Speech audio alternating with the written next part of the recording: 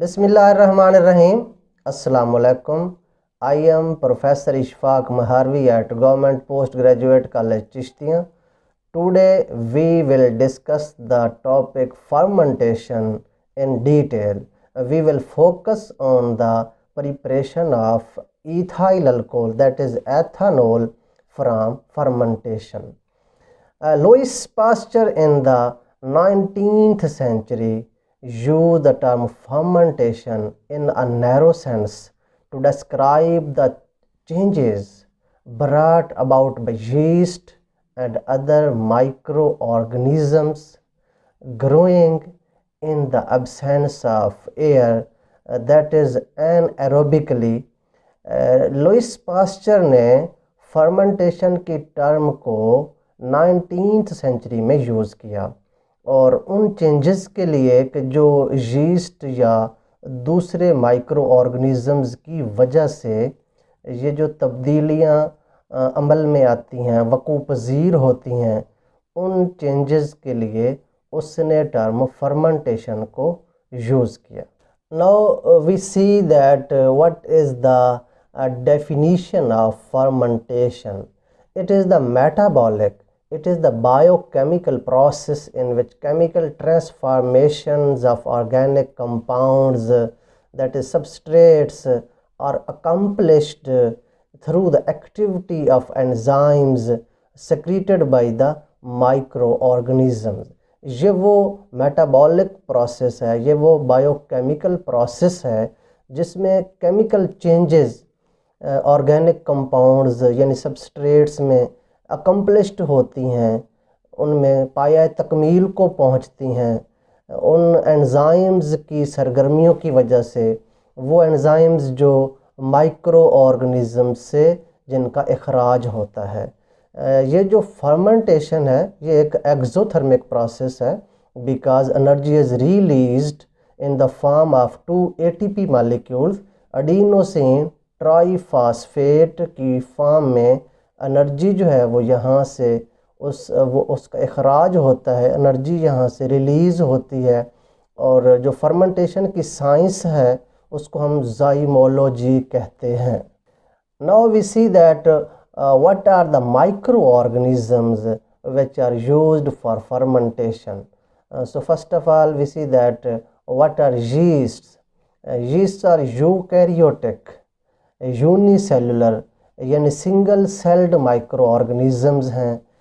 These are the members of fungus kingdom और there are many types of yeasts. उनमें से Saccharomyces cerevisiae is the most commonly used for fermentation.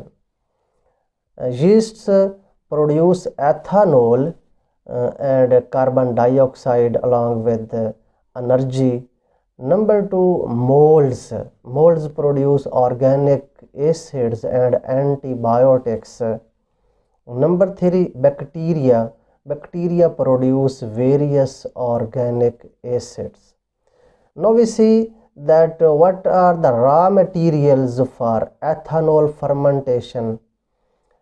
There are 3 main raw materials. Number 1, saccharine materials. These materials contain fermentable sugars, that is sugar cane, sugar beets, molasses. Glucose and maltose are the best sugars for yeast metabolism. Number 2, starchy materials. These materials can be chemically or biologically transformed into fermentable sugars.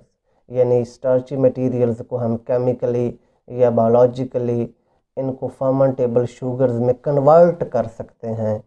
इनकी examples में corn, barley, wheat, rice, etc. Number 3, cellulosic materials.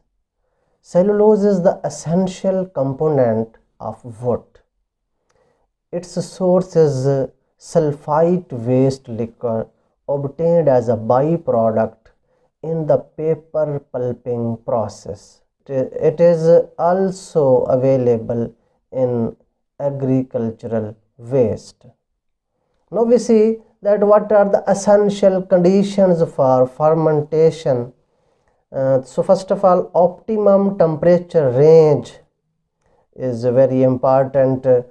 Temperature range must be 25 degrees Celsius to 35 degree Celsius. If the temperature is below than 25 degrees Celsius, microorganism that is yeast will be sluggish, सुस्त सा हो जाएगा, sleepy हो जाएगा. And if the temperature is increased than 35 degrees Celsius, then the enzymes may be denatured because enzymes are protein in nature. And if the temperature is further increased, then microorganisms will die. The second condition is optimum pH value. For alcoholic fermentation, the pH range must be 4 to 4.5. To maintain this pH value, sulfuric acid is used in fermentation process. Moreover, proper aeration, dilution, and the absence of any preservative are the conditions used for fermentation. Now the preparation of ethanol from molasses. Now we see that what is molasses? It is the mother liquor left after the separation of crystalline sugars from the clarified and concentrated cane sugar juice. Here anaerobic fermentation occurs. Anaerobic means the fermentation which occurs in the absence of oxygen. No oxygen is required for fermentation. Oxygen की गैर मौजूदगी में fermentation का process होता है in the presence of enzymes which are secreted by yeast, that is Saccharomyces cerevisiae, which converts carbohydrates to alcohol and carbon dioxide. Now we see that what are the chemical changes, which are the chemical transformations which occur in fermentation. So first of all we see that what is the chemical formula of molasses. It has the same molecular formula as that of sucrose. C12H22O11 plus H2O, यानी हम इसमें water add करते हैं, इसको dilute करते हैं, और एक एंजाइम है जो यीस्ट में पाया जाता है इनवर्टेज, वो इस मोलेसेस को कन्वर्ट कर देता है ग्लूकोज एंड फ्रुक्टोज में. अब यहाँ पे जो सैक्रोमाइसिस सेरेविसियाई है वो ग्लूकोफिलिक है और वो ग्लूकोज को कन्वर्ट कर देता है आगे एथानॉल में और कार्बन डाइऑक्साइड में, और साथ एनर्जी रिलीज़ होती है. और फर्दर जो ग्लूकोज है उसमें जो एनर्जी की प्रोडक्शन के हवाले से वो 3 टाइम्स मोर है दैन दैट ऑफ फ्रुक्टोज.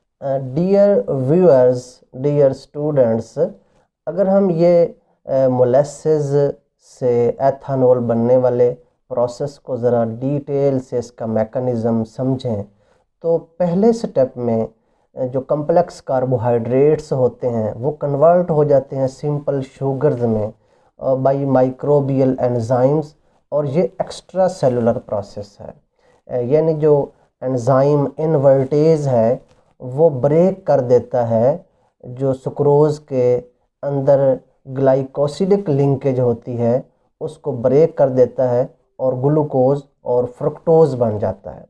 दूसरे स्टेप में, सेकंड स्टेप में, each glucose molecule is absorbed bye yeast, यानी यीस्ट उसको एब्जॉर्ब कर लेता है और वो ब्रेक कर देता है उसको इनटू 2 पाइरोवेट मॉलिक्यूल्स. ये जो प्रोसेस है ये जो यीस्ट की बॉडी के अंदर हो रहा है, इसलिए हम इसको इंट्रासेलुलर प्रोसेस कहेंगे. थर्ड स्टेप में जो पायरोवेट है वो कन्वर्ट हो जाता है एथानॉल में in the absence of oxygen, यानी यहाँ पे एनारोबिक कंडीशन होगी। हम इसको पास्चर इफेक्ट कहेंगे और ये भी इंट्रासेलुलर जो है वो प्रोसेस है। अगर हम केमिकल इक्वेशंस को यहाँ पर फोकस करें, आपके सामने स्क्रीन पे ये नज़र आ रही है कि पायरोवेट को अगर हम ऑक्सीजन प्रोवाइड करेंगे तो वो ऑक्सीडेशन हो जाएगा और वो कन्वर्ट होगा कार्बन डाइऑक्साइड और वाटर में। हम इसको सेलुलर रेस्पायरेशन कहेंगे। यही पायरोवेट अगर हम ऑक्सीजन प्रोवाइड नहीं करेंगे, in the absence of oxygen अगर ये प्रोसेस हम करवाएंगे तो फिर यहाँ अल्कोहल एथानॉल प्रोड्यूस होगा जो कि ग्लाइकोलाइसिस कहलाएगा, जिसको हम पास्चर इफेक्ट कहते हैं, और यही fermentation. Now we see the preparation of ethanol from starch. Starch is a macro molecule, ये एक बिग मॉलिक्यूल है। It is made up of many glucose units joint through glycosidic linkage. Yeast starch को digest नहीं कर सकता। Yeast can not digest starch unless it is broken down into glucose units, यानी पहले ये ग्लूकोज यूनिट्स में convert होगा, फिर यीस्ट ग्लूकोज को अब्जॉर्ब करेगा।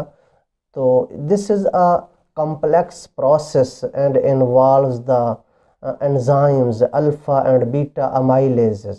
Alpha amylases produce dextrose while beta amylase produces maltose. Now see the chemical changes involved during this process. Starch में होने वाले केमिकल चेंजेस के स्टार्च से हम अल्कोहल यानी एथानॉल तक कैसे पहुंचते हैं, ये इक्वेशंस आपको स्क्रीन पे आप देख रहे हैं। तो ये C6H10O5 और बाहर जो है वो N, ये शो करता है कि ये एक मैक्रो मॉलिक्यूल है, ये स्टार्च है। इसमें हम N मोल्स ऑफ वाटर जो है वो यूज़ करते हैं, और एक एंजाइम है डायास्टेज, वो एंजाइम स्टार्च को कन्वर्ट कर देता है माल्टोज शुगर में। माल्टोज और सुक्रोज का मॉलिक्यूलर फार्मूला सेम है C12H22O11। माल्टोज में सिर्फ ग्लूकोज यूनिट्स होते हैं, जब से सुक्रोज में ग्लूकोज और फ्रुक्टोज शुगर्स होते हैं। माल्टोज को जब हम डाइल्यूट करते हैं, एक एंजाइम है माल्टेज, तो ये कन्वर्ट हो जाता है ग्लूकोज यूनिट्स में। अब ग्लूकोज जाइमेज की प्रेजेंस में अल्कोहल यानी एथानॉल C2H5OH और कार्बन डाइऑक्साइड में कन्वर्ट हो जाता है, और यहाँ एनर्जी जो है वो रिलीज़ होती है। इस प्रोसेस से हम 12% से 14% तक अल्कोहल हासिल कर पाते हैं। इससे ज़्यादा अगर हम 14% से ज़्यादा जाएं तो फिर एंजाइम्स जो हैं वो इनएक्टिव हो जाते हैं। अब यहाँ पर कुछ बातें बड़ी इम्पॉर्टेंट हैं कि हम यहाँ पर रीडिस्टिलेशन करते हैं, तो ये रीडिस्टिलेशन से हम रेक्टिफाइड स्पिरिट तक पहुँच जाते हैं। रेक्टिफाइड स्पिरिट में 95% एथानॉल और 5% मॉइस्चर होता है। अब इससे ज़्यादा हम 95% से ज़्यादा एथानॉल डिस्टिलेशन से हासिल नहीं कर पाते। ये एक बड़ा इम्पॉर्टेंट पॉइंट है, इसको ज़रा गौर से सुनें। When the external atmospheric pressure is 760 bar 1 atm, then ethanol boils at 78.3 degree C and pure water boils at 100 degree C। ये यहाँ पे रीडिस्टिलेशन के नतीजे में 95% अल्कोहल और 5% मॉइस्चर जो है ये बॉयल कर जाता है पहले ही 78.3 डिग्री सी से पहले 78 8.15 डिग्री सेल्सियस पे। ये एक एजियोट्रॉपिक मिक्सचर बन जाता है, ये मिनिमम बॉइलिंग एजियोट्रॉप है। So we can not exceed the concentration of ethanol by distillation process. फिर वो जो 5% मॉइस्चर है उसको रिमूव करने के लिए, ताकि हम 100% एथानॉल बना सकें, calcium oxide is a dehydrating agent, it absorbs moisture. वो जो 5% मॉइस्चर है वो इसमें से वो एब्जॉर्ब कर लेता है, और इस तरह से हम 100% एथानॉल यहाँ से हासिल कर लेते हैं, which is also called absolute ethanol. अब आखिर में हम देखते हैं कि what are the by products of alcoholic fermentation. Number 1, carbon dioxide. Carbon dioxide, which is used in the production of dry ice. It is also used in soft drinks, etc. Number 2, yeast biomass. It is used for animal fodders because it contains high proteins and vitamins, etc. Distillery effluents are also obtained as a byproduct of fermentation, and these are used as fertilizers and animal feed, etc. Thanks.